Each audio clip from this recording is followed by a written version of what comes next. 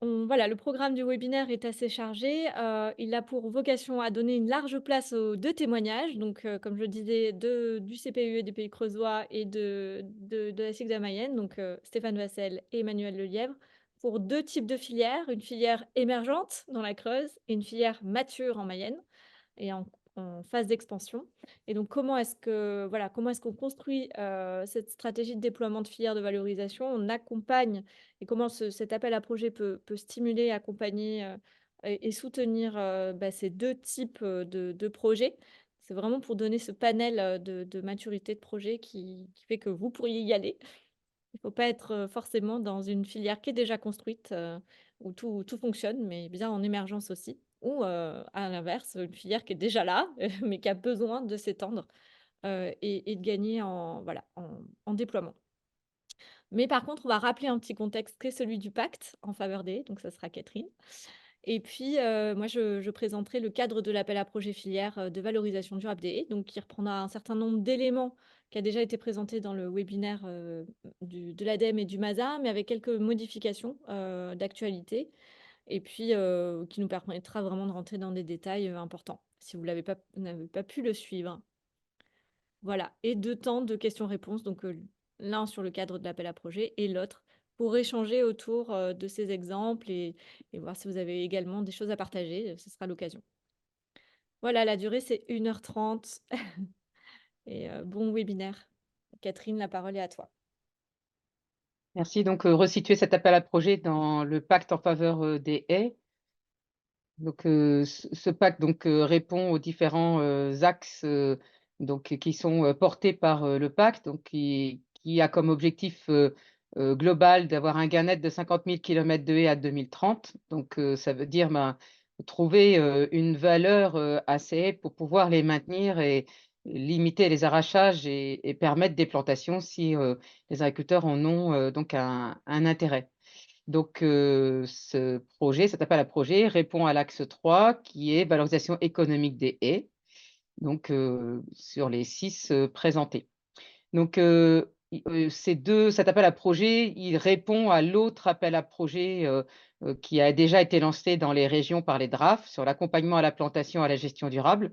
Ces deux appels à projet sont complémentaires puisque le premier, il va être plutôt sur la partie amont de l'accompagnement de développement des filières pour pouvoir mobiliser la ressource, mobiliser les gestionnaires et leur permettre de les accompagner sur la bonne gestion des haies et la production du coup de bois dans les filières. Et puis la partie aval qu'on va vous présenter aujourd'hui sur aider à la structuration des filières durables avec 2 volets, un investissement et un animation. Donc on va regarder tout à l'heure avec Paul, hein, la séparation des actions entre ces deux blocs d'appel à projet. Donc on rappelle, hein, ce que cet appel à projet, ce pacte répond à l'enjeu de la planification écologique et sur le volet agriculture en particulier, qui a comme objectif de pouvoir mobiliser la biomasse issue des haies gérée de manière durable, avec un objectif à 2030 d'une mobilisation de 2,5 millions de tonnes de matière sèche. Donc c'est un objectif qui est quand même ambitieux, mais qui est réalisable dans le pas de temps qui est compté, si on construit une trajectoire de mobilisation durable de cette biomasse. Donc cet appel à projet, il répond aussi, il est au cœur de ce que nous, on portait dans le cadre de l'appel de la haie, qui a été lancé en 2023 par la FAC, puisqu'on avait mis comme premier axe l'enjeu de valoriser pour redonner un intérêt aux haies pour les agriculteurs, les gestionnaires dans les territoires. Donc, ça rejoint la mesure 3 qu'on avait visée. Mais ce qu'on tient à dire et à soutenir, c'est que cette question de la valorisation de la biomasse, elle ne doit pas être accompagnée d'une destruction des haies. L'enjeu de cette valorisation, c'est bien d'aller vers une reconnaissance de cette valeur des haies en développant des filières, mais sous réserve qu'elles soient associées à une gestion garantie durable pour permettre d'avoir donc une ressource, dans le temps, toujours présente et des haies qui remplissent leur service et leur fonction. Développer des filières, qui va, prélever, la ressource comme dans une mine, sans se préoccuper de l'état, des haies après le prélèvement, eh bien, c'est aller vers un échec de valorisation. Donc nous, on porte, une idée de filière durable, donc qui s'appuie sur une gestion durable certifiée. Donc je laisse la parole à Paul qui va vous présenter donc, l'appel à projet. Oui, merci Catherine. Donc, cette partie-là, oui, effectivement, on reprend un certain nombre de points, hein, qui a été présenté dans le webinaire du 5 avril, organisé par le MASA et l'ADEME, donc qui, explique le cadre de l'appel à projet, filière, valorisation, économique des haies, issues d'une gestion durable. Donc les grands objectifs, de cet appel à projet filière, c'est vraiment de pouvoir développer une valorisation économique de la biomasse des haies, donc que ce soit, alors de manière assez large, hein, donc bois, énergie, litière, en remplacement de la paille pour les animaux, paillage pour les plantations, bois d'œuvre. Donc voilà, il y a vraiment une vocation à élargir le spectre des valorisations économiques et ça ne vise pas exclusivement le bois énergie, même si cette valorisation sera sûrement prépondérante dans les projets que vous allez déposer. Mais ça peut être, un peu plus large. Un autre objectif, c'est vraiment aider à la constitution de filières durables et pérennes et éviter toute surexploitation et décapitalisation. Donc, dans les critères, d'éligibilité des projets, c'est un point, vraiment central, et même dans les types voilà, d'investissements qui sont visés. Donc ça, c'est cher à l'ADEME et au MASA et c'est vraiment dans l'inscription des objectifs qu'a rappelé Catherine de gains nets. Donc ça veut dire ne pas perdre, la ressource que l'on a. Un autre objectif, c'est assurer une adéquation entre la ressource et les usages. Donc c'est vraiment, cet équilibre du prélèvement et une forme de gouvernance, voilà, de l'usage de la biomasse. C'est prendre en compte aussi la disparité, de maturité des projets de filière. Donc on l'a annoncé, à travers les expériences, qui seront témoignées tout à l'heure. Cet appel à projet, il vise un large spectre de projets de filières. Il y a une réelle conscience que, bah, voilà, la valorisation économique des haies, elle est pas forcément installée encore dans les territoires, loin de là, et qu'il y a besoin d'accompagner cette phase d'émergence. Donc nous, quand on a aussi, accompagner la construction de cet appel à projet, enfin en tout cas, participer à amener des idées, et bien, c'est vraiment le point fort que l'on a fait entendre, et qui a été, largement écouté. Donc, vous allez voir dans les actions éligibles aussi, c'est très large et ça permet vraiment de partir de zéro. Être en complémentarité, en continuité avec l'appel à projet animation, gestion durable lancé par les DRAF. Donc ça, c'est voilà, ce qu'a présenté Catherine tout à l'heure.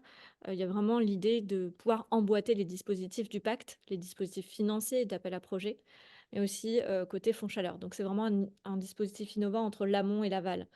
Ça, c'est important aussi de savoir comment se situer dans cet appel à projet. Donc, dans le webinaire, on va vraiment voir les franges et les limites de ce qu'on peut inscrire ou pas dans cet appel à projet pour bien savoir se situer. Donc, point de vigilance. Donc, ce qu'on va vous présenter là, sont des actions, tant les actions éligibles que le cadre général, les règles qui sont proposées, sont susceptibles de encore bouger pour des raisons, juridiques, avec un enjeu de régime d'aide et de validation, politique. Donc c'est pour ça que l'appel à projet n'est pas encore lancé. Donc l'idée, c'est on a quand même le go du ministère de l'Agriculture et de l'ADEME pour faire ce webinaire, parce qu'il faut absolument anticiper l'appel à projet qui va être lancé très prochainement, sans rallonge de délai de réponse et donc ça risque d'être court. Donc l'idée, c'est vraiment que vous puissiez déjà vous projeter et commencer à monter les projets si vous en avez envie. Donc voilà, tout ce que l'on dit là est susceptible encore d'un peu évoluer, mais à la marge. Donc c'est pour ça qu'on se donne quand même l'opportunité de vous le présenter. Donc, le cadre, de l'appel à projet, il va inclure 2 types de financement, l'animation et l'investissement, donc comme pour, l'appel à projet, DRAF, sur la plantation et la gestion durable. Sa force d'innovation, c'est vraiment d'inclure pour la première fois aussi de l'animation sur la structuration, de filières, parce qu'on est souvent que sur de l'investissement en matériel. C'est important, mais bah, souvent ce qui manque, c'est ce liant qui permet vraiment de démarrer les choses ou de consolider les choses. Il y aura des dépenses importantes pour l'animation et des dépenses possibles pour l'investissement en matériel. Enfin, vous allez voir, il y a quand même des limites avec l'enveloppe financière disponible, mais un matériel qui soit utile pour développer la filière. Donc il y a des conditions également qui sont posées sur les dépenses d'investissement. Et donc là, vous avez mis un petit schéma pour, vraiment expliquer la complémentarité entre les 2 dispositifs du pacte. L'appel à projet animation, volet gestion durable lancé par les DRAF et l'appel à projet valorisation, lancé, par l'ADEME. Donc le premier vise à vraiment structurer l'amont. Donc c'est accompagner, les projets de territoire, la montée en compétences des techniciens sur la volet gestion durable, accompagner l'engagement des agriculteurs dans la gestion durable et le label E, par exemple, et dans le changement de pratique de gestion et sensibiliser et communiquer pour installer vraiment, la gestion durable dans les territoires et auprès des agriculteurs. Donc là, on est vraiment sur l'amont, préparer la ressource, monter en compétence sur le sujet de la gestion durable. Hem donc ça n'est pas à mettre du coup dans l'appel à projet filière. Il faut bien faire le distinguo et la limite, on va vous la mettre juste après encore de manière plus fine. Et donc dans l'appel à projet filière, c'est vraiment structurer l'aval. Identifier les acteurs de la filière qui vont faire la filière, et les mettre en synergie, en coordination. Faire des études de faisabilité, d'opportunité, être vraiment dans comment est-ce qu'on mobilise, les acheteurs, comment est-ce qu'on, développe, cette filière et l'augmentation du volume de bois, bocager, issu d'une gestion durable? Donc il y a vraiment, dans l'aspect, structuration, de la filière, et du coup de l'aval, c'est tout ce qui se passe après qu'on ait les agriculteurs engagés dans cette gestion durable et cette production, de bois. Donc, on va pas rentrer en détail dans ce tableau, hein, vous inquiétez pas, mais l'idée, c'est vraiment, donc il est d'ailleurs disponible sur le site internet, de la fac, Emma va sûrement vous mettre le lien en ligne et dans le chat. Et puis, également un modèle de réponse, pour l'appel à projet, animation gestion pour les appels à projets qui ne sont pas encore clôturés. Et dans lequel il y a, toutes ces, voilà, cases qui sont vertes, qui peuvent être, éligibles à l'appel à projet lancé par les DRAF. Tout ce qui est en violet, c'est ce qui, est à la limite et va, être inscrit dans l'appel à projet filière de l'ADEME. Vous voyez bien, ici, qu'il y a vraiment, on part vraiment, là aussi, de territoires de maturité différentes sur le déploiement de la gestion durable des haies. Donc avec des gradients voilà, de mise en place et de déploiement, et d'action également. Tant sur construire un projet de territoire, partenariat et partage de connaissances, montée en compétences, engagement des agriculteurs, tout ce que je vous ai mis, précédemment, accompagnement des agriculteurs. Donc là, on a également mis, les différents volets, auxquels vous pouvez rattacher ces actions pour, l'appel à projet, animation gestion des DRAF. Mais, dès lors que l'on passe dans, structurer, par exemple des chantiers clés en main, commencer à monter, une filière de valorisation, ça ne veut pas dire que vous ne pouvez pas commencer à donner des réflexions sur les voies de valorisation possibles, mais dès lors que voilà, vous passez en étude de faisabilité, et bien là, c'est dans le cadre de l'appel à projet filière. Qu'on avait fait un webinaire dédié à comment répondre à l'animation gestion, lancé par les DRAF, donc n'hésitez pas à revoir ce webinaire-là. Donc il y a vraiment un enjeu du coup, de complémentarité vraiment très forte entre, voilà, travailler sur cette gestion durable avec l'appel à projet des drafts sur animation gestion et filière pour commencer à trouver, à monter des débouchés, liés à la biomasse. Si on revient dans l'appel à projet, filière de l'ADEME, voilà les actions éligibles. Du volet, animation. Pour vraiment, construire ces filières ou les consolider, donc c'est sur les 2 stades, hein, de maturité. Donc il y a études de préfiguration et dimensionnement de filières, donc ça, c'est des études d'opportunité, Stéphane en parlera. Hein, c'est voir est-ce que c'est faisable, est-ce qu'il y a un marché, ou est-ce que c'est un coup d'épée dans l'eau, ça sert à rien qu'on développe ça sur son territoire. C'est aussi, étude de gisement. Alors on m'a dit récemment qu'il fallait mieux utiliser le terme de ressources, puisque l'idée c'est pas de puiser dans la ressource de manière, irrémédiable, mais bien, d'avoir une ressource renouvelable. Donc, c'est de quelles ressources on dispose et de l'approvisionnement possible. Donc c'est bien dimensionner aussi les filières et les capacités d'approvisionnement des chaudières qui pourraient s'installer ou qui sont déjà en place. Il y a le déploiement d'une animation territoriale, donc là, c'est vraiment le cœur, du financement. Donc c'est identifier les acteurs, les sensibiliser, mobiliser pour favoriser l'émergence de collectifs d'acteurs, coordonner le montage de la filière et création d'une structure aussi. Ça peut aller jusqu'à, construire une SIC, par exemple, ou une autre structure juridique, bien sûr, mais là aussi, faire appel à voilà, de l'appui juridique. Donc c'est le 4e point, donc c'est le développement de solutions organisationnelles. Donc c'est accompagnement à la création de groupements, à l'appui juridique, à l'achat mutualisé, même à création de chantiers clés en main. Donc Emmanuel en parlera. Donc là, c'est vraiment qu'est-ce qu'on peut mettre en place pour s'organiser collectivement. Ensuite, il y a l'acquisition de matériel, donc bien dimensionner, mmh, les besoins, par rapport à ce qui existe déjà sur le territoire.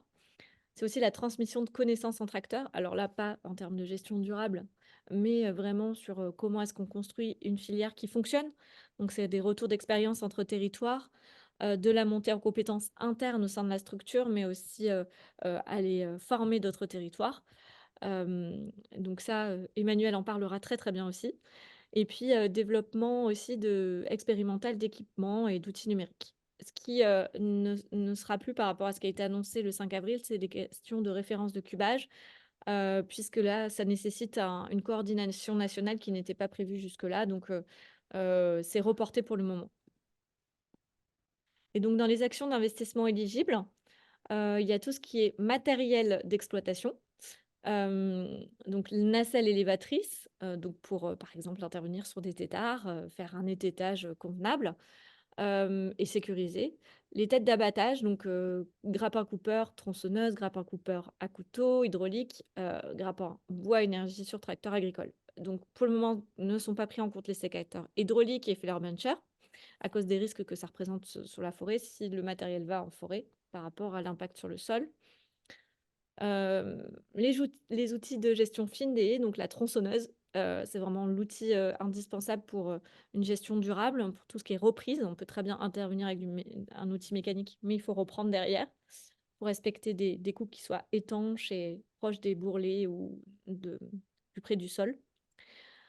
Les déchiqueteuses, portées et tracées, les équipements assurant le tri du bois, donc tout ce qui est, lié à la granulométrie, donc broyage et criblage pour avoir plusieurs types, de grilles et permettre ainsi de répondre à différents approvisionnements, de chaudières, qui auront des caractéristiques différentes.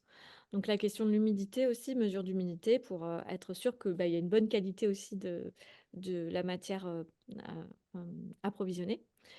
Matériel de pesée, fourche et godet, heu, télescopique. Donc ça, c'est aussi pour, faire en sorte que les chantiers soient les plus, optimisés en temps, en matériel, possible. Et puis il y a une autre partie, des investissements, c'est celle des plateformes de stockage. Donc les plateformes non couvertes, donc les dalles de béton, donc qui va concerner plutôt le bois vert du coup, donc de 1 000 m² maximum et les plateformes couvertes, donc qui comprennent un hangar, donc de 1 500 m², dont 1 000 m² de bâtiments couverts. Donc ça comprend la construction d'un hangar, terrassement, bétonnage ou adaptation de la plateforme, qui était déjà présente et équipement et sécurisation du site. Par contre, ça ne prend pas en compte l'acquisition du foncier.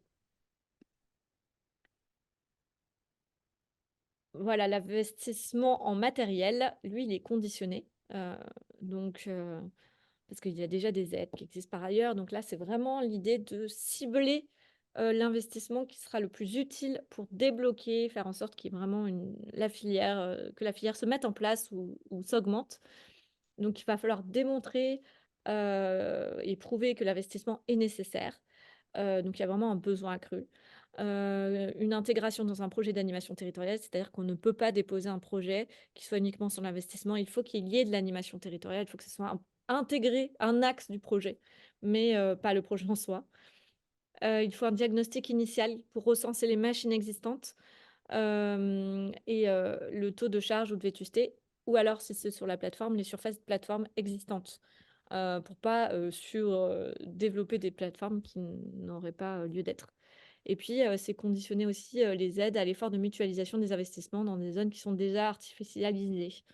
Donc, par exemple, des zones de déchetterie, l'idée c'est de répondre aussi à la loi ZAN. Les bénéficiaires éligibles, ils sont nombreux, élargis, c'est aussi toute la richesse de cet appel à projet. Donc, ça concerne donc des PME qui vont transformer et commercialiser les produits agricoles, donc ça comprend les CUMA, mais aussi les SIC. Mais par contre, un agriculteur seul n'est pas éligible. C'est vraiment la notion de filière, d'approche collective. Les PME qui ont une activité de production, d'électricité, donc les par exemple, donc ça, c'est lié avec des codes NAF, donc les SIC, là aussi, en vendant de la chaleur, les commerces de gros en combustible, le commerce de taille de combustible, ETA, ETF. Donc, c'est assez large. Les collectivités territoriales et leurs groupements et les structures d'ingénierie territoriale, qui ont la compétence d'animation technique. Donc PNR, CPIE, syndicat de bassin versant, chambre d'agriculture, association, c'est très large. Et l'idée, c'est vraiment, comme pour l'appel à projets des DRAF, de développer des consortiums, une approche vraiment collective. Et ça, c'est exigé pour candidater. Donc, à part pour les SIC où il y a une dérogation, vu que leur gouvernance est élargie.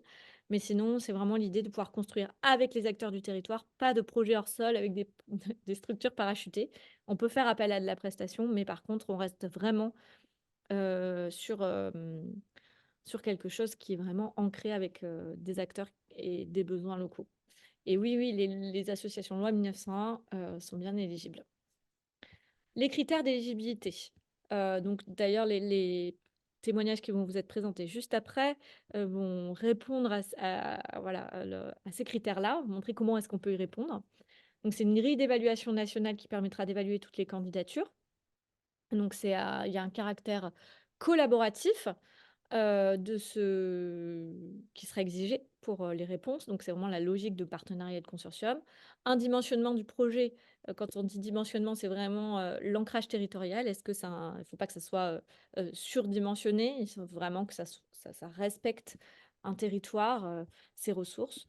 Donc c'est aussi ce qui sera évalué, c'est la complémentarité avec, les autres appels à projets du pacte.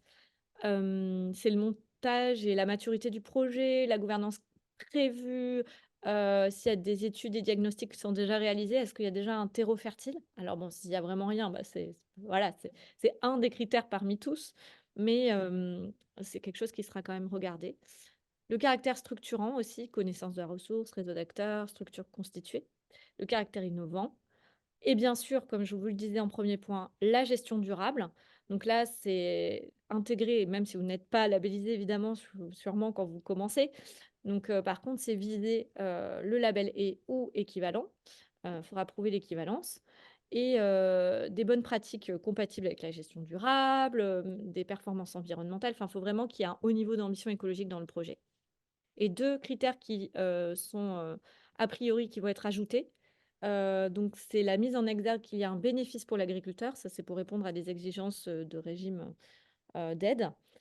Donc c'est démontrer l'intérêt pour, le secteur agricole avec une juste rémunération pour l'agriculteur, par exemple, le service écosystémique rendu pour l'exploitation agricole. Donc ça, c'est, aussi un point fort, qu'il va falloir faire, transparaître dans le projet.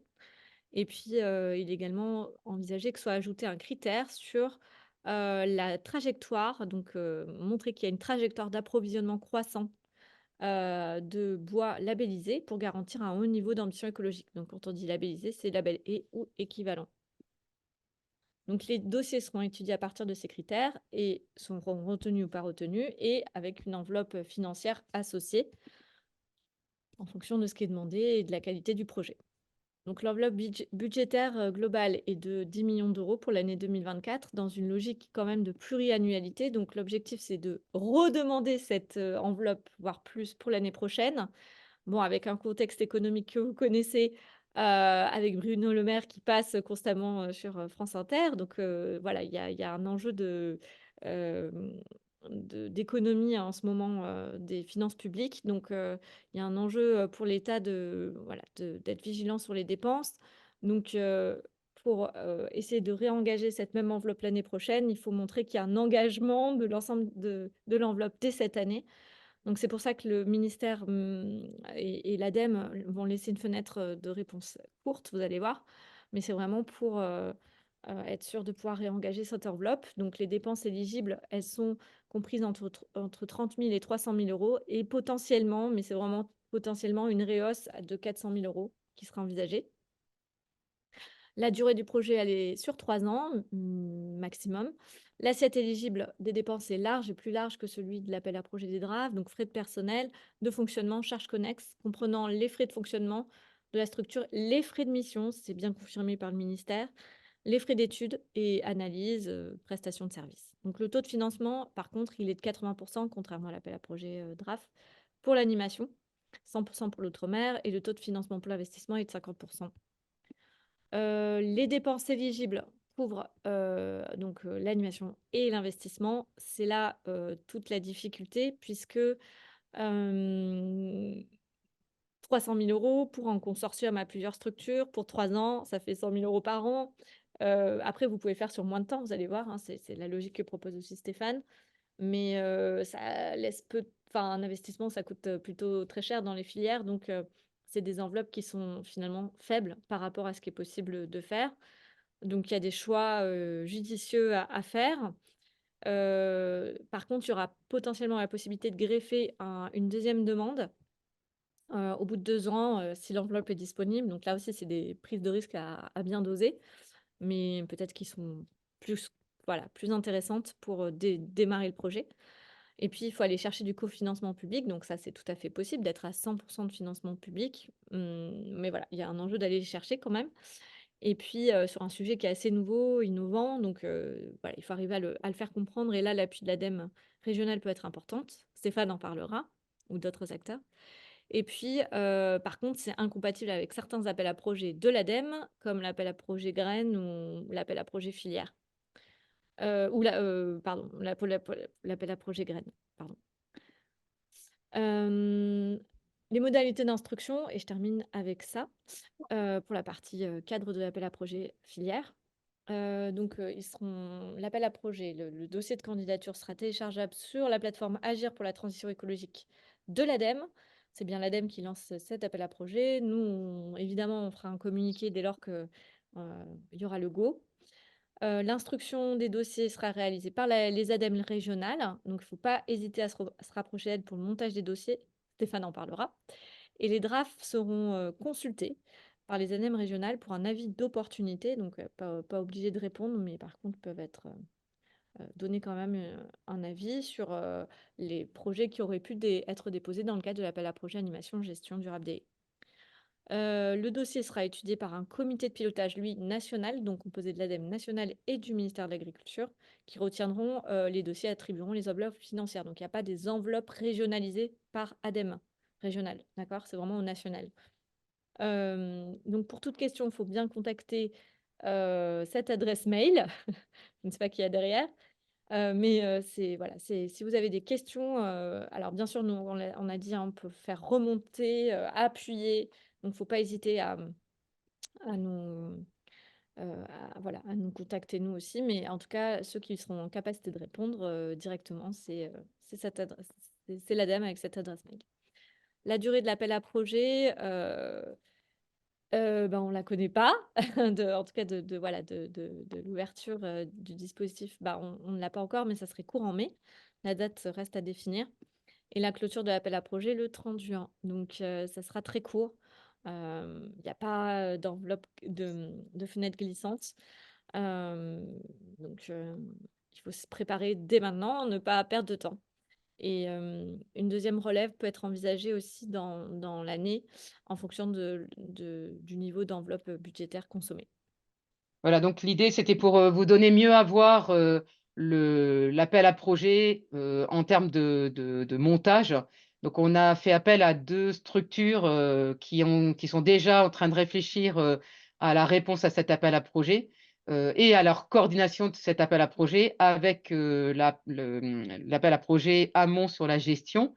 Donc on remercie donc, Stéphane Vassel qui est directeur du CPIE, donc, des Pays creusois, Donc, il va vous expliquer comment il travaille à la construction de filières de valorisation de la haie dans son territoire. Et lui, il est plutôt sur un territoire jeune, puisqu'il est en train de faire, enfin, la structure est en train de faire émerger donc, des projets de filière à partir d'un diagnostic partagé qui a déjà été réalisé. Donc là, on est plutôt sur un territoire qui commence. Donc voilà, ça va être une expérience d'un début de développement de filière et qu'est-ce qu'on peut mettre dans un appel à projet de ce type-là.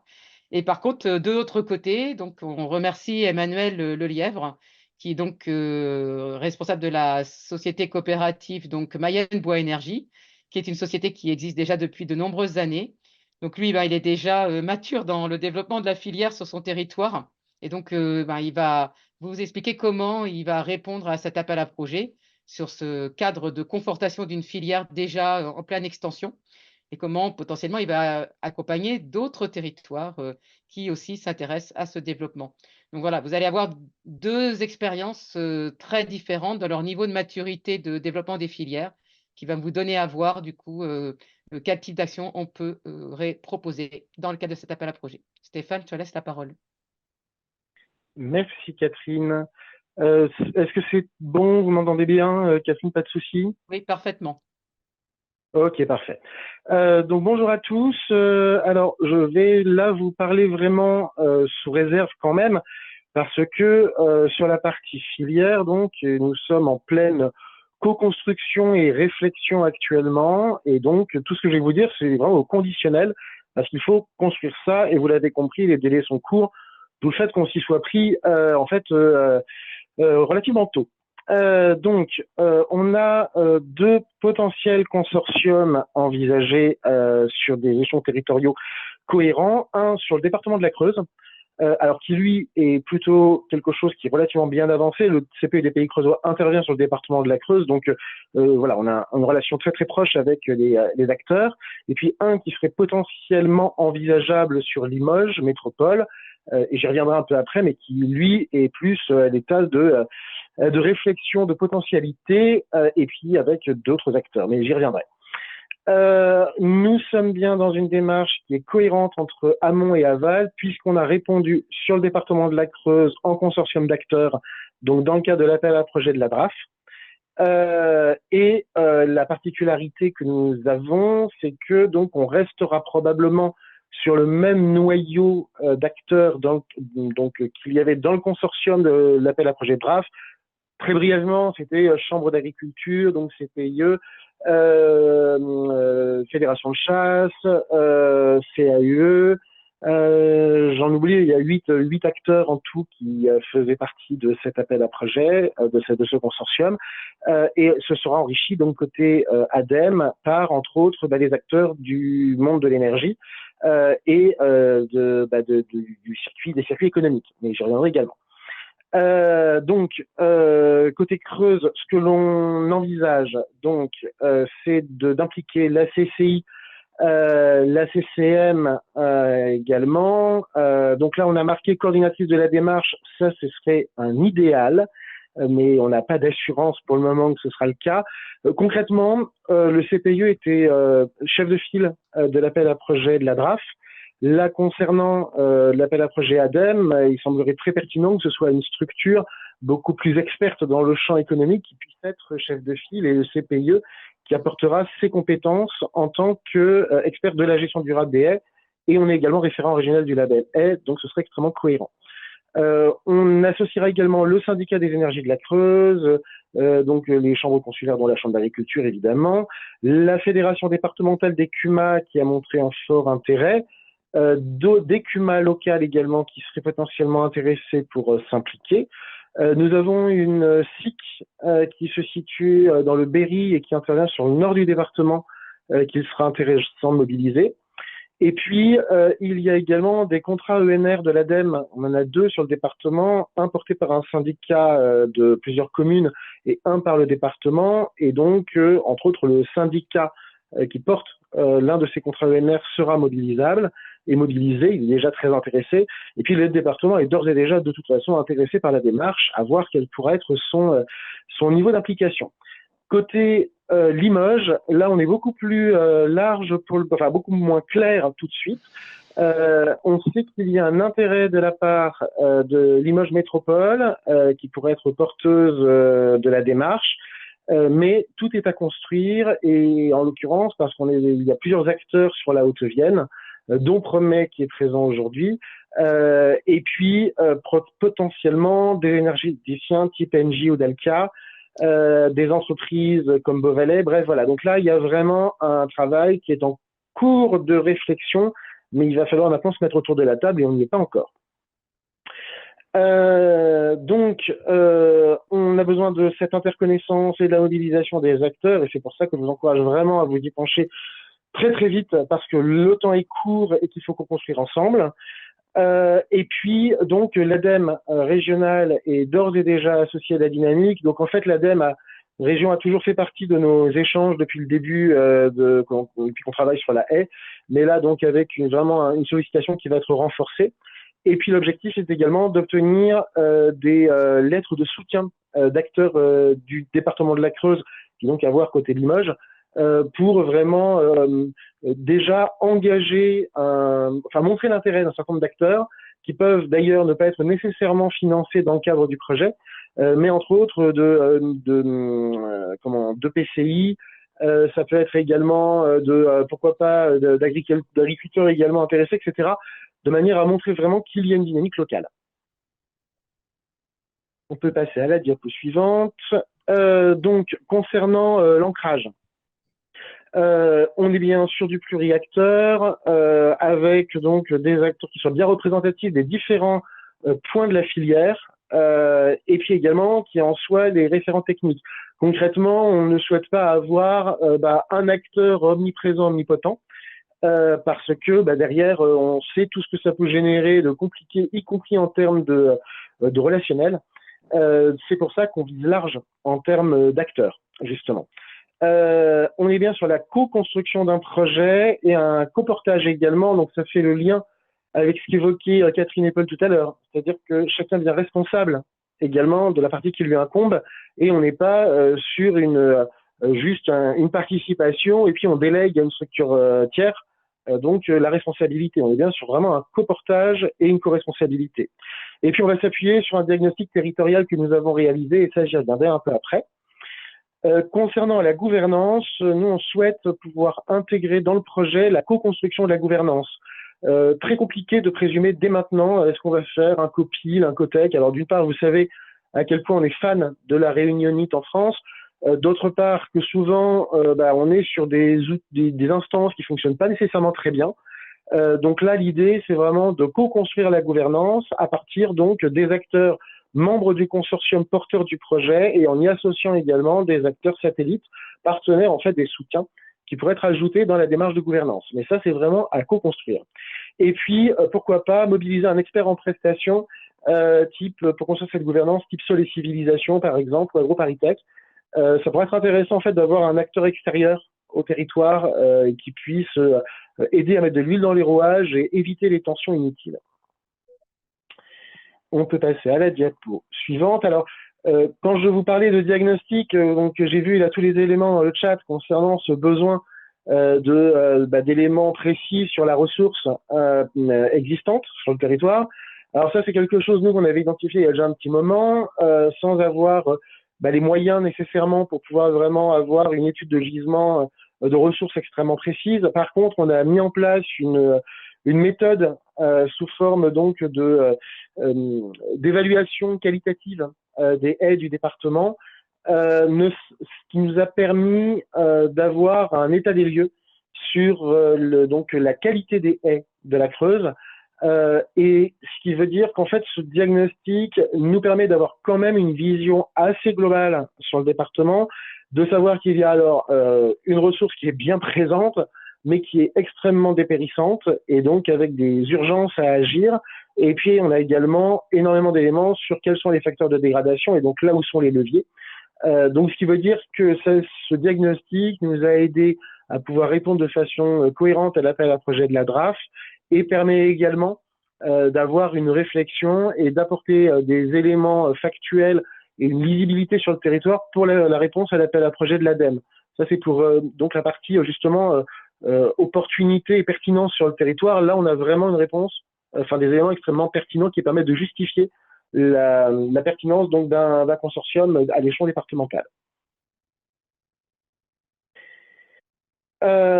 Et donc, je reviens quand même vraiment sur cette question de complémentarité. En fait, dans la réponse à l'appel à projet de la DRAF, on avait souhaité aller au-delà donc de la question stricte animation d'une démarche un peu globale. En fait, on avait vraiment ciblé la mise en place de plans de gestion durable, entre autres, et pousser le label A sur des territoires qui soient des territoires pilotes, où il y avait également des possibilités d'approvisionnement de chaudières claquettes pour avoir ce côté retour d'expérience, avoir donc des collectivités engagées et des agriculteurs engagés, donc ça grâce à l'appel à projet DRAF, et que ça puisse venir alimenter l'appel à projet filière. Donc vous comprenez bien en fait l'articulation entre les deux démarches. Et donc, dans le cas de l'appel à projet filière, l'idée étant de pouvoir s'appuyer sur ces territoires pilotes, puisque dans l'absolu, on part quand même plutôt sur là une étude de marché, une étude de faisabilité en premier, et donc avec la mobilisation de collectivités et voir l'investissement en fait plus tard, parce que là tout de suite, on risque de partir un peu dans tous les sens et c'est pas nécessairement l'objet. Et Paul, j'ai un énorme doute. Est-ce qu'il y avait une diapo suivante? Ah bah oui, Oui, magnifique, encore. évidemment. D'être garant de la sur Ah mince, alors Stéphane, les on sait pas. présentations par le MASA et l'ADEME. Paul? C'est bon, on t'entend de nouveau, ça captait un peu moins bien, mais là c'est bon. Ok. Donc là, vraiment, l'idée, c'est que le label est et donc la gestion durable soit bien au cœur de la démarche. Hors de question d'aller piller la ressource, justement. L'idée, c'est bien d'être dans une trajectoire d'approvisionnement en bois labellisé. Là, on est à zéro. En fait, on n'a pas d'exploitation qui soit label A pour le moment. Donc, l'idée, c'est là d'accélérer fortement dans les semaines et mois qui viennent. Et puis donc avoir ce bénéfice pour les agriculteurs qui fait partie des critères d'éligibilité des dossiers, la juste rémunération des agriculteurs grâce au label, et donc avoir une estimation des coûts qui soit cohérente, assurer une animation auprès des collectivités justement pour qu'il y ait bien cette juste rémunération et que les collectivités soient d'ores et déjà dans une démarche de rechercher le mieux-disant sur le plan justement gestion durable. Et puis donc la complémentarité des rémunérations avec donc le label inscrit dans la PAC et puis donc la vente de bois en parallèle. Et voilà, j'espère ne pas avoir été trop long. Ben non, encore, en fait, décidément, je suis désolé. Donc la durée du projet donc n'est pas encore arrêtée. On hésite entre 2 et 3 ans. Pour le moment, mais là, ça va être co-construit puis décidé en fait avec le consortium d'acteurs. Et donc voilà, on aimerait partir sur un budget à 400 000 euros, si ça peut monter jusque là. La problématique, c'est d'aller chercher les 100 000 euros restants. Là, on s'est déjà rapproché de la région qui a manifesté, donc Nouvelle-Aquitaine, qui a manifesté un intérêt pour tout ce qui est développement justement de filières de valorisation du bois bocager. Donc, il y a probablement une ouverture de ce côté-là. On aura besoin de l'ADEME et c'est pour ça qu'on est vraiment. L'ADEME est un partenaire et financier et technique à l'échelon régional. Et donc là, l'idée, c'est de pouvoir mobiliser l'ADEME également pour qu'elle nous aide à décrocher ses cofinancements. Et puis donc, des lettres de soutien également des institutionnels.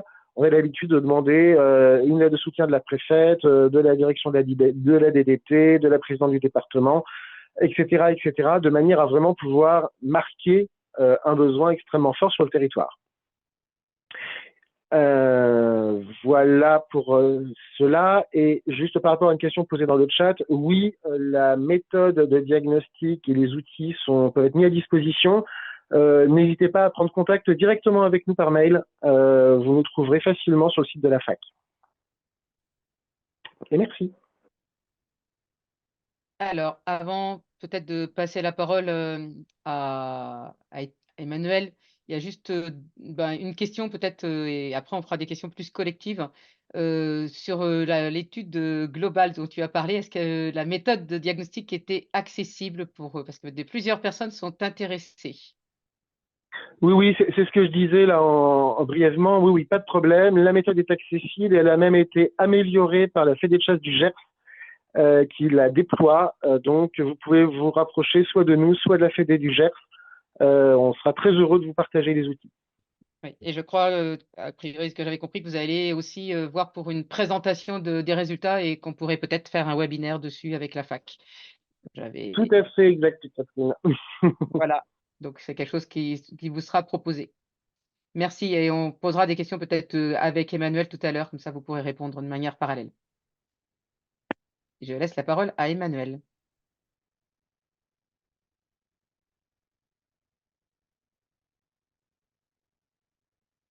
C'est bon. Emmanuel, on Je ne suis là. t'entend pas. Ah oui, oui, je suis Bon, là. vas-y. Téléphone. Donc oui, bonjour à tous.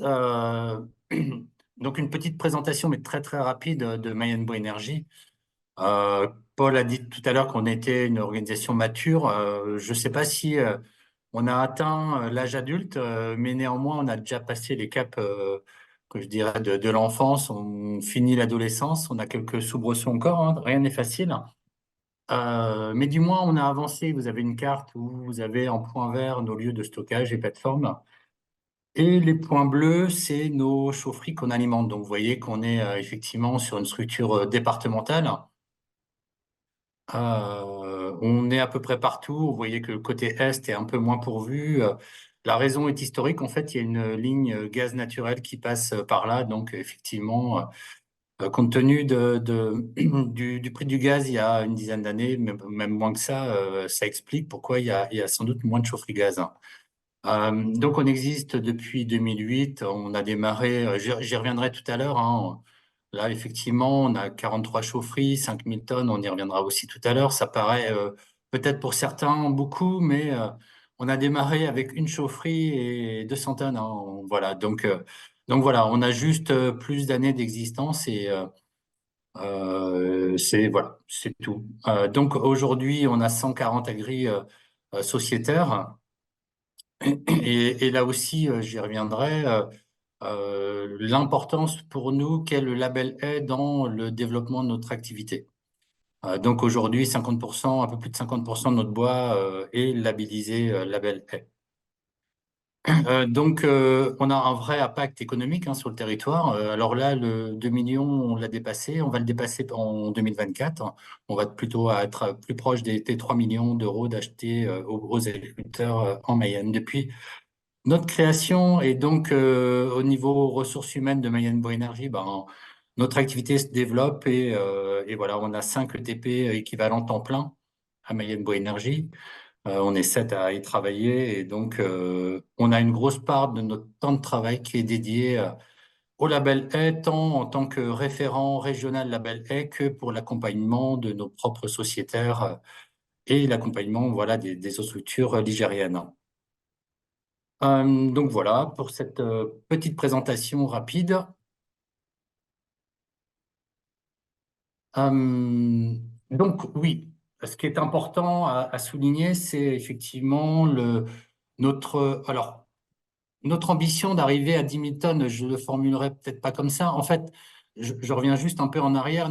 Mayenne Bois Énergie se présente tout le temps comme une entité qui a pour but de préserver, de faire en sorte de préserver les haies grâce à leur valorisation, qu'elle soit vers du bois énergie ou une utilisation interne à l'exploitation via le bois litière et via le paillage. Donc voilà, donc notre ambition d'augmenter notre tonnage, c'est pas du chiffre d'affaires qu'on cherche, c'est vraiment le nombre d'agris engagés dans une démarche qui permet d'assurer la gestion pérenne des haies.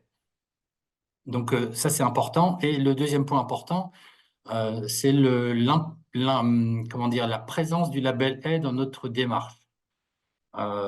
C'est un peu le point suivant aussi. C'est vraiment dans la politique, dans l'ADN de Mayenne Bois Énergie, que de développer, d'accompagner les agriculteurs vers la gestion pérenne. Et pour ça, on a la très grande chance de bénéficier d'un outil pédagogique qui permet de s'acculturer, de mieux comprendre la sylviculture de la haie et de ses intérêts, c'est l'outil Label Haie qui permet, en plus, cerise sur le gâteau, d'avoir une certification pour la filière, notamment la filière bois énergie. Et donc, c'est vraiment dans la politique de Mayenne Bois Énergie, ça a été décidé par la commission qui représente les agriculteurs de Mayenne Bois Énergie, ça a été validé en conseil d'administration et entériné par l'Assemblée générale de Mayenne Bois Énergie il y a de ça déjà 2 ans. C'est que tous les agriculteurs qui rentrent dans Mayenne Bois Énergie sont désormais dans l'obligation, mais en fait ça se passe sans problème, j'y reviendrai aussi, de rentrer dans une gestion pérenne via une démarche de formation et du coup, in fine, de labellisation. Et tous nos agriculteurs sociétaires qui étaient présents avant cette décision, en fait, s'engagent à rentrer à terme, donc maximum dans 3 ans, 2-3 ans, dans la démarche Label Haie. Donc aujourd'hui, plus de 50% de nos agris sont labellisés. L'objectif à terme, c'est d'arriver à un objectif à 3-4 ans, à 80% d'objectifs d'agris labellisés Label Haie. Et puis, je pense qu'à terme, voilà, on se rapprochera des 100%. Ça se passe bien, je pourrais répondre après à vos questions là-dessus. Donc, la démarche, voilà, trajectoire d'intégration, vous l'avez, hein, c'est d'arriver à 80% de bois label haie. Et donc, vous voyez une progression de notre activité. Donc, 2023, on a fini à 5000 tonnes.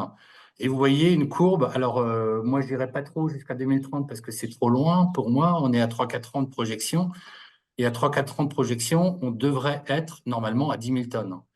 Et c'est 10 000 tonnes, donc c'est un doublement quasiment hein, de l'activité à 3-4 ans. Et c'est vraiment une trajectoire qui est permise, vraiment permise par le fait qu'on soit labellisé Label Haie. Il y a vraiment en Mayenne une réelle appétence pour le label Haie parce qu'en fait, ça le permet donc aux collectivités voilà, d'être sûr de contribuer à la préservation du bocage. Et ils ont parfaitement compris que quand ils achètent du bois, ils n'achètent pas uniquement des PCI, mais ils achètent du territoire parce qu'ils sont certains que le bois qui alimente leur chaufferie provient de leur territoire. On a un engagement à fournir du bois dans un périmètre de 20-25 km maximum. Voilà. Donc nos clients sont vraiment informés, comprennent ce que c'est que la gestion pérenne et du coup acceptent et le prix qui est afférent et le fait de contribuer à leur manière donc à la préservation du bocage et des services écosystémiques liés. Voilà. Donc, ouais, quelques enjeux. Vous voyez qu'on est quand même assez avancé. On a déjà 140 agris actuellement sociétaires. Oui, je ne l'ai pas dit tout à l'heure, c'était dans la diapo précédente. Compte tenu de notre activité, on a un enjeu de trouver à peu près 50 nouveaux agris. Alors, c'est plus de 50 dans les 10 prochaines années, en fait. Oui, c'est 50 nouveaux agris pour renouveler nos sociétaires existants. Donc, vous connaissez la pyramide des âges, hein, 50% des agris ont plus de 55 ans. Donc, on se prépare déjà donc, à les renouveler. En plus des agriculteurs qu'il faudra aussi engager pour fournir notre accroissement d'activité. Donc, c'est les 2 premiers points. Je découvre un peu le diapo en même temps. Je l'ai regardé tout à l'heure, mais voilà, permettre une augmentation du potentiel de volume bois labellisé. Donc, voilà ce que j'ai dit. Alors, après, le dernier point sur la diapo, c'est développer des chantiers clés en main avec la Cellville. Ça aussi, c'est un enjeu important pour nous. On a tous sur nos territoires le même enjeu d'agriculteurs qui augmentent leur surface, qui ont du coup des linéaires de haies à entretenir, mais pas le temps. Et donc, un des enjeux pour que les engager dans la démarche, c'est non pas qu'ils ne comprennent pas les enjeux de développement durable, et ce qu'il faut faire, mais c'est la problématique de qui fait, et parce que moi, j'ai pas le temps. Voilà. Et donc, du coup, on fait vraiment un travail, alors avec la CUMA de Séville, plus particulièrement, mais avec aussi les autres acteurs ligériens, hein, enfin mayennais plutôt, pardon, avec la FD CUMA, avec le CIVAM, de développer en fait, alors non pas des chantiers clés en main, parce qu'en fait, il y a un biais à ce terme, c'est que notre souhait, c'est que l'agriculteur reste complètement maître et soit donneur d'ordre dans la gestion de ses haies. Et donc, on est plus dans de fournir en fait des fiches chantiers claires, nettes, précises, que l'agriculteur peut après transmettre aux différents prestataires qu'il va solliciter. Donc, on est aussi en train de former en Mayenne différents prestataires, la CUMA de Séville, mais pas que. Il y a d'autres prestataires en Mayenne et on les forme à ce que c'est la gestion pérenne, ce qu'il faut vraiment éviter de faire, ce qu'il faut surtout faire derrière une coupe. Et donc, l'idée, c'est vraiment de former les agriculteurs pour qu'ils soient des donneurs d'ordre, pleinement conscients et avertis, pour que, en fait, les chantiers qu'ils vont commander à leurs prestataires soient faits dans les règles de l'art et surtout dans les règles de la gestion pérenne. Donc voilà, donc c'est vraiment un gros travail qu'on est en train de faire, de réaliser là cette année et qu'on va continuer. Et on fait la même chose avec les collectivités, on est un peu moins avancé, mais on avance sur la gestion des haies bord de route. Voilà. J'essaie d'aller vite parce que pour laisser du temps aux questions, je vois le temps qui s'avance. Donc, la stratégie de Mayenne Bois Énergie, en fait, plutôt que d'aller démarcher les agriculteurs un à un et d'aller un petit peu au hasard, en fait, on s'appuie plus sur les territoires. Alors, je m'explique. Il y a des territoires qui veulent vraiment, euh, comment dire, préserver leur patrimoine bocager. Je pense au secteur du pays de Cran, le pays du bocage mayennais, il y a Mayenne Communauté, il y a les Couévrons, qui veulent mettre en place en fait des démarches qui puissent permettre de développer la gestion pérenne de la haie. Et donc, du coup, il y a une. Pardon. Et donc, en fait, on s'appuie sur ces territoires en formant les techniciens bocage qui sont recrutés justement dans ces différents territoires pour qu'ils puissent être le premier lien, premier acteur au local, qui puisse déjà faire un premier accompagnement des agriculteurs et que ensuite, une fois que des groupes d'agriculteurs se constituent dans ces différentes Comcom, nous, on puisse arriver pour vraiment les accompagner, finir la formation formation au travers pour la gestion pérenne, hein, et au bout du bout, de les accompagner vers le label A. Donc là, c'est ce qu'on a mis en place sur le BV de Loudon, le BV du Sénum, donc c'est des bassins versants. La Régie des eaux de Couévrons veut aller dans le même sens, Mayenne Communauté veut aller dans le même sens. Et donc, notre travail, en fait, consiste plutôt qu'à d'aller démarcher les agriculteurs un par un, c'est plus d'accompagner les agriculteurs, les territoires, les agriculteurs des territoires, et du coup, de créer un vivier d'agriculteurs qui sont déjà labellisés et qui pourront derrière profiter en même temps d'une valorisation de leur bois via la filière bois énergie et grâce aux débouchés qu'on aura sollicité, qu'on aura trouvé. Voilà. Voilà, j'ai été vite, hein, mais voilà. Et donc ça, c'était plutôt pour l'amont. Donc l'amont, voilà la stratégie qu'on a. Et pour l'aval, bah, c'est toujours être. Alors c'est ce qu'on fait depuis très longtemps, depuis la création de Mayenne Bois Énergie, hein. C'est d'être dans les instances territoriales, donc dans les politiques publiques. Et là, je tiens je vais faire un petit focus sur le conseil départemental de la Mayenne, qui vraiment est exemplaire en tant que promoteur, une grosse dynamique pour développer tout ce qui a trait à la préservation du bocage.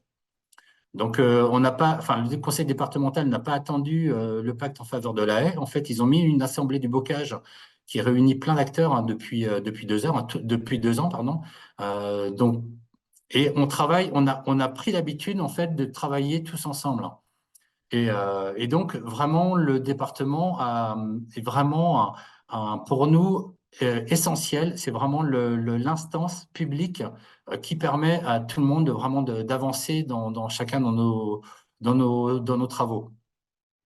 Donc, on travaille également au niveau du fonds chaleur. Donc, là, le département est aussi engagé. Donc, il y a un gros travail de collaboration entre les différents conseillers chargés de mission dans les territoires, les conseillers en énergie partagée, les personnes en charge des PCAET. Et donc, on a un gros travail pour détecter les éventuelles collectivités intéressées par une chaufferie bois et mettre tout en œuvre pour qu'ils soient accompagnés du début à la réalisation de leur projet. Donc, l'idée, c'est vraiment d'être toujours présent, agile, réactif, hein, et puis d'être en complémentarité. Ça, c'est important, d'être en complémentarité avec les autres actions et acteurs du territoire. Donc, on est vraiment auprès des communes qui ont le projet de développer des projets de chaufferie. On travaille beaucoup avec la FDCUMA, qui vraiment tient une place centrale dans le département en tant que relais énergie de l'ADEME. Et donc, on travaille aussi, c'est pas nommé, je vais y venir après, avec d'autres, avec le CPIE Bamen, avec le CIVAM. Donc, l'idée, c'est vraiment de travailler avec tout le monde dans le département pour que, en fait, chaque petit projet qui germe euh, puisse vraiment aboutir à une réalisation au bout du bout. Le rôle de Mayenne Énergie, c'est aussi de présenter le label A. Voilà, le label A, ses intérêts. Je l'ai dit tout à l'heure, je le redis, hein, quand on vend du label A, en fait, en tant que filière énergie, enfin, on vend plus du territoire enfin, autant de territoire que de l'énergie. Et puis le dernier point, alors on pourra y revenir hein, aussi, alléger le surcoût du bois certifié pour les collectivités. Clairement, en fait, et c'est normal, hein, notre bois label, c'est comme un produit issu de l'agriculture biologique. Et il est logique, normal qu'il soit plus cher.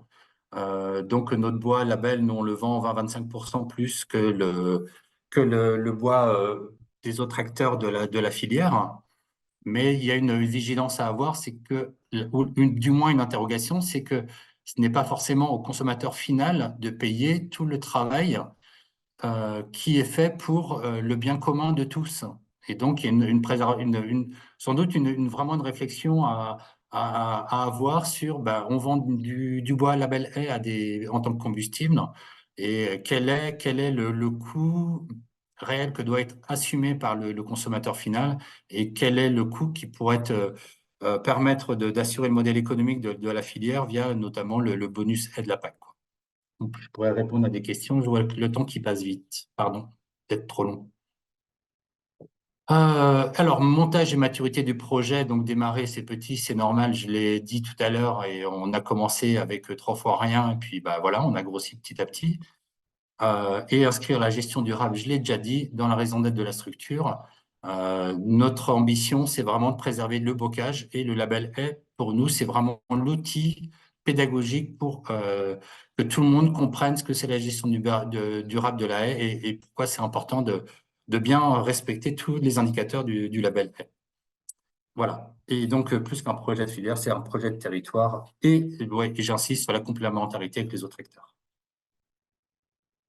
Mais ouais, tu voulais peut-être répondre par rapport au montage du projet et la répondre Oui, alors aux critères rapidement, ouais. Alors comme Stéphane, en fait, je parle avec beaucoup de guillemets, puisque rien n'est finalisé. Alors, ça va peut-être vous paraître un peu bizarre, on a l'habitude de travailler en collaboration. On a déjà une convention qui nous lie tous avec le département, on a déjà un financement qui est dédié pour beaucoup des points prévus dans les deux appels à projets. Donc néanmoins, on va répondre à ce consortium, mais je ne sais pas vraiment comment encore. Donc, il faut qu'on se réunisse entre le département, qui tient un rôle prépondérant, essentiel, central chez nous. Donc voilà, donc il y a une réflexion à avoir avec eux, avec la FDQMA, avec le CIVAM, je les ai cités tout à l'heure, et d'autres que je voudrais bien associer. Synergie, c'est une association qui s'occupe plus de tout ce qui est sobriété, économie d'énergie, mais qui a un gros travail en tant que relais auprès des collectivités. Donc, ils ont toute leur place, et Fibois également. Donc là, on a toute une réflexion, on commence à avoir tous les éléments. Chacun d'entre nous travaille dans son coin pour voir comment répondre ensemble, et puis on va se réunir courant mai pour déterminer quel type de réponse il conviendra de faire. Et donc, le deuxième point pour Mayenne Bois Énergie, c'est donc là, j'ai parlé de la Mayenne. Il y a aussi, en fait, le travail en tant que référent label A, où on est sollicité par les autres acteurs ligériens. Donc Métropole veulent vraiment mettre en place une filière bois, ainsi que Terre de Montaigu. Alors, c'est pas E, c'est AI, Terre de Montaigu. Et puis, on est aussi sollicité pour recevoir d'autres territoires. Donc, on a reçu la Thiérache il n'y a pas très longtemps. La Creuse devrait bientôt venir. Enfin, voilà. Donc, c'est aussi une part de notre travail. C'est aussi, alors non pas dire que tout ce qu'on a fait est bien en tant que développement d'une filière bois énergie dans nos territoires, mais c'est aussi, parce que là, vous voyez que le beau côté des choses, on a aussi traversé des turbulences, on a eu des hauts, des bas. Il convient de le dire de façon claire. Et donc, les témoignages qu'on peut apporter, c'est peut-être essayer de vous éviter les bas et essayer de dire comment on peut éventuellement apporter notre contribution pour vous éviter de subir trop d'écueils. Voilà.